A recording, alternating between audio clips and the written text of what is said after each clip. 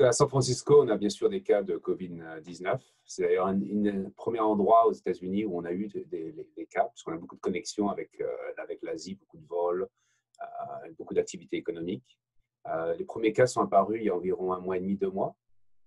Et ce qui a été intéressant, c'est qu'au bout de quelques semaines, les 6 comtés de San Francisco et autour de San Francisco ont décidé de rentrer en lockdown. Donc, avant tout le monde, les comtés de San Francisco l'ont fait, avant même que le gouvernement fédéral y pense, avant même que l'État de Californie y pense. Les compagnies privées de la Silicon Valley, Twitter, Facebook, Google, toutes les grandes compagnies, toutes les compagnies même, ont demandé à leurs employés de rester chez eux. Je suis astronome à l'Institut SETI, chercheur là-bas. Et donc, on a, comme tout le monde, été prévenu de l'impact du Covid-19. Et donc, très rapidement, notre CEO à SETI a demandé à ce que tout le monde fasse. On a eu un training, en quelque sorte, de 2 jours dans lequel on est resté chez nous et on a mis en place tous les outils pour pouvoir communiquer entre nous rapidement. On a testé la vitesse des activités, les bandes passantes de chacun de nos ordinateurs. On a fait des tests, en quelque sorte, on a vu qu'on pouvait le faire, donc on a décidé de se mettre en quarantaine très rapidement. Voilà. Il y a la population des sans-abri qui a été touchée. Oui. Donc, la ville a mis en place un programme spécial pour eux. Donc, les hôtels donnent des chambres gratuitement aux sans-abri pour qu'ils puissent rester dans des chambres séparées. On a un grand centre de congrès qui a été transformé entièrement en dortoir pour les sans-abri, où ils sont très clairement séparés d'une distance suffisante. Voilà. D'accord. Alors, est-ce qu'il y a des règles de confinement au total sur San Francisco aujourd'hui? C'est quoi Oui. Alors, les règles sont assez simples. Elles changent toutes les semaines. Il y a des ajustements qui sont effectués. Oui. Actuellement, le social distancing, je ne sais pas comment on dit ça en français, c'est la distanciation sociale. Ouais. La distanciation sociale de 6 pieds est obligatoire. De combien, pardon? 6 pieds. 6 pieds, oui. Voilà. Donc, il y a donc des panneaux partout qui ont été faits, qui sont affichés un peu partout dans la ville, expliquant aux gens qu'il faut qu'ils restent séparés. Et les gens, quand ils marchent dans la rue, on voit bien, ils se séparent, ils prennent des grandes distances entre eux. Les banques, les supermarchés restent ouverts. Oui. Mais chacun demande, il y a un filtre qui est à l'entrée et les gens sont séparés de 6 pieds en attendant. D'accord. Une bandes à l'américaine, une petite bande de séparation. Oui. Chacun reste à son bon endroit et ils font entrer des gens par groupe de 4 ou 5. Ça date de quand les consignes là, de distanciation? Ça s'est fait il y a 3 semaines. 3 semaines. Cette consigne, ouais. Donc, avant l'État fédéral, c'est vraiment Avant l'État fédéral. C'est la force de la Californie d'être un État important, suffisamment important en termes d'habitants et en termes d'économie, de manière à ce qu'on puisse vraiment faire ce qu'on veut. On n'a pas besoin. La Californie n'a jamais attendu que l'État fédéral fasse quoi que ce soit. On fait tout nous-mêmes, on se prend en charge. C'est une des raisons pour lesquelles la plupart du reste des États-Unis ne nous aiment pas, c'est qu'on est vraiment indépendant, en quelque sorte. On fait ce qu'on veut. Voilà. Ça veut dire que donc, vous êtes quand même confiné chez vous. Hein. Vous avez Oui. Alors, on est confiné chez nous. La règle, c'est qu'on peut aller faire du sport autour de nos maisons. Oui. Qu'on ne doit pas prendre la voiture. Là, ils viennent d'arrêter les services publics, sauf certaines lignes de bus qui sont très demandées, mais la plupart des autres sont arrêtées. Pas de sport de groupe, bien sûr. Pas de sortie dans les parcs. Pas de frisbee, pas de basketball. Pas de sport avec un contact physique, d'un objet physique. On va se cacher, c'est quand même super stressant au début, c'est en particulier quand on a été mis en lockdown. Comme on était en plus les premiers, c'était même encore plus flippant parce qu'on n'avait aucune idée de pourquoi on nous mettait en lockdown. Personnellement, moi je travaille beaucoup par réseau puisque je travaille avec une entreprise en France, Unistellar. Oui. Donc, ça n'a pas énormément changé ma vie. La seule chose qui nous embête, c'est qu'on commence à livrer nos télescopes. Enfin, on a commencé à livrer nos télescopes. Et on a maintenant une activité de livraison, de SAV qui est en cours. Et c'est assez embêtant de ne pas pouvoir physiquement recevoir les télescopes. Il faut que j'aille dans nos bureaux à San Francisco parfois pour chercher un outil ou ce genre de choses. Donc, c'est gênant. Professionnellement, c'est gênant. Mais personnellement, moi, ce qui m'a Ce qui m'a vraiment surpris, c'est comment les gens sont hyper rapidement adaptés. On s'est tous vraiment, en quelques jours, on s'est tous adaptés, on a changé Oui, notre façon de vivre. Moi, je vois mes amis par Zoom. Parfois, nos voisins en particulier, on s'organise une espèce de marche, on se balade à pied, on va ensemble. Les compagnies privées se sont vraiment vraiment pris en charge le problème.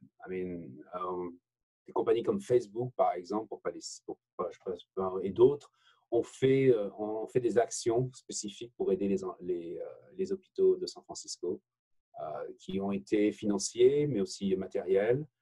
Il y a aussi des compagnies qui ont modifié leur chaîne de production de manière à pouvoir produire soit des masques, soit faire du 3D printing des fameuses visières qui protègent. Pour la mon activité scientifique, à SETI, on a été beaucoup… donc on avait des meetings en personne, on avait des talks organisés, beaucoup de conférences. Tout d'un coup, j'ai mon calendrier qui s'est vidé. Moi, je voyage 3 fois par mois, je prends un avion. Tout d'un coup, je me suis retrouvé sans voyage. Ce qui n'est pas plus mal dans un sens. Ça nous a permis aussi tous de nous arrêter un moment et de réfléchir à ce qu'on pourrait faire. En termes de communication entre nous, c'est assez difficile parce que les activités scientifiques, parfois, il faut être à côté, il faut être près d'un tableau, il faut pouvoir parler en personne à une personne plutôt que parler par vidéoconferencing. J'ai des étudiants de France qui sont venus en plus, donc, qui sont arrivés, il y a un de Marseille d'ailleurs qui est arrivé il n'y a pas très longtemps. Il est arrivé 2 semaines avant le confinement. oui. Donc ça a été dur pour lui parce que là, il peut voir personne quasiment. Il est Donc resté j'essaye sur de place. garder contact avec lui. Pardon? Il est resté sur place, du coup? Oui, il est resté. Il a décidé de rester parce qu'il trouvait que c'était bien d'être là et que c'était une opportunité. Et le fait qu'on ait fait le confinement tôt, ça nous rassure quelque part. Et je pense qu'on a eu raison de le faire. Le reste des États-Unis est un peu en disarray et je vois qu'en Californie, on s'en sort plutôt bien en termes de contamination. Donc, c'est pour ça qu'il a préféré rester. Bon, ensuite, pour côté professionnel, avec Unistellar, on vend des télescopes, on vend un objet. Donc, c'est difficile sur toutes les usines chinoises et la production, mais aussi les livraisons qui se sont arrêtées. Là, c'est reparti. Organiser un marathon de Messier, par exemple, qui consiste à regarder les objets les plus intéressants de l'hémisphère nord. Et on a eu énormément d'utilisateurs un peu partout dans le monde qui ont observé. C'est intéressant de voir les gens dans leur jardin observer. D'habitude, quand on fait un Messier marathon, la plupart des astronomes amateurs prennent la voiture, ils roulent pendant 4 heures dans un endroit le plus obscur possible. Bon, là, ils l'ont fait chez eux. Et de chez eux, ils ont pu voir les objets de Messier. Ça a vraiment montré justement l'intérêt de notre technologie en ville. Parce que là, les gens sont bloqués en ville, donc ils n'ont pas d'autre choix que d'observer depuis leur jardin. Voilà. Je suis assez optimiste, peut-être que je me trompe, mais je pense que cette crise qui est internationale a vraiment montré l'importance de la science, l'importance de la recherche médicale, la recherche en biologie, l'importance aussi ça nous a fait nous apercevoir qu'on avait besoin de contact humain, en quelque sorte, parce qu'on avait un petit peu oublié avec tous ces réseaux sociaux, etc.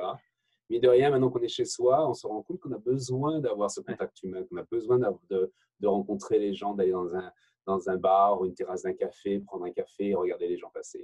J'espère que les gens vont se souvenir de ça quand on sortira tous de ça. Moi, personnellement, je pense qu'on va y arriver à résoudre cette crise. On va être obligé de changer notre façon de vivre. Ça ne va pas se faire comme ça du jour au lendemain. Ils ne vont pas tout d'un coup nous dire « ça y est, c'est terminé, vous pouvez sortir, continuer à vivre ». Je pense que le confinement va diminuer, il va certainement par zone, et certainement par tranche d'âge. Et ensuite, on va arriver à un stade où il y aura des tests qui seront faits quasiment en temps réel pour pouvoir accéder à des endroits comme des stades pour des activités sportives, pour pouvoir entrer dans un avion, ce genre de choses. Il y aura des tests qui seront faits pour vérifier si les gens ne sont pas contaminés au Covid-19. Donc, ça va vraiment changer notre façon de vivre. Il va y avoir un moment, cette année 2020 va être un moment où on va être obligé de s'adapter, de changer. Et j'espère qu'on va mieux se préparer. Parce que cette maladie, elle est terrible.